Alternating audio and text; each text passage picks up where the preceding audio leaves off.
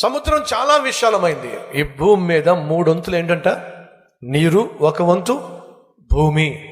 అంటే 75% ఈ భూమిలో 75% నీళ్లే, 25% మాత్రమే భూమి.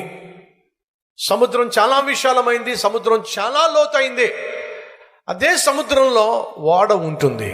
మీరు గమనించండి, అలలు ఇటు కొడతాయి అటు కొడతాయి, ఎటు పడితే అటు కొడతా ఉంటాయి, కానీ ఓడ ఊగుతూ ఉంటుంది, కానీ ఓడ మునగదు. ఎందుకని? ఆ విధంగా దాన్ని తయారు చేస్తారు. ఓడ చుట్టూ ఉన్న విశాలమైన సముద్రము ఓడను ఏమీ చేయలేదు, లోతైన సముద్రము ఓడను ఏమీ చేయలేదు.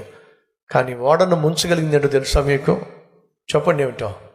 సముద్రం కాదు, సముద్రం ఉన్న నీళ్లు కొంచెం లోపలికి వెళ్తే చాలు వాడేమవుతుంది? ఏమర్థమైంది మీకు? మనం అందరం కూడా పాపిష్టి లోకంలోనే ఉంటాం, పాపిష్టి లోకంలోనే ఉండాలి. చచ్చిపోయేంత వరకు మనం పాపిష్టి లోకంలోనే ఉంటాం, పాపిష్టి లోకంలోనే సంచరిస్తూ ఉంటాం, జీవిస్తూ ఉంటాం. ఈ పాపిష్టి లోకం కాదు మనల్ని ముంచేసేది. ఎప్పుడైతే నువ్వు పాపిష్టి లోకానికి నీలోనికి రాణిస్తావో అప్పుడే ముంచేస్తుంది అది.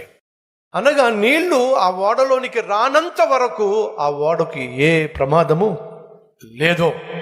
అలాగే ఈ లోకంలో ఉన్న పాపము నీలోనికి రానివ్వనంత వరకు నీకే ప్రమాదము లేదు.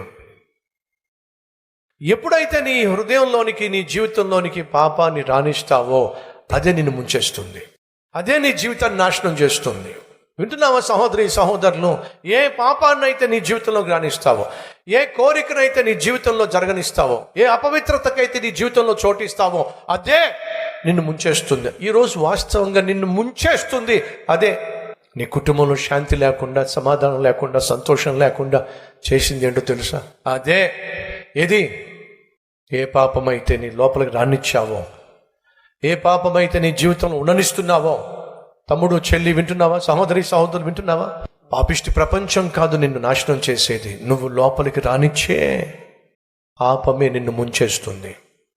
ఆ రోజు యూదా ఇస్కరియోతులోనికి ఒక పాపం ప్రవేశించింది. ఏమిటంటే ధనాపేక్ష తనలో ప్రవేశించింది. ఫలితం ఏమిటి? తన ఆత్మీయ జీవితాన్ని నాశనం చేసేసింది. అది ఎంతగా తనను నాశనం చేసిందయ్యా అంటే, లోకరక్షకుడైన యేసుక్రీస్తునే 30 వెండి నాణేలకు అమ్మేసే విధంగా చేసేసింది. ఎంత దారుణం అండి, ఎంత దారుణం.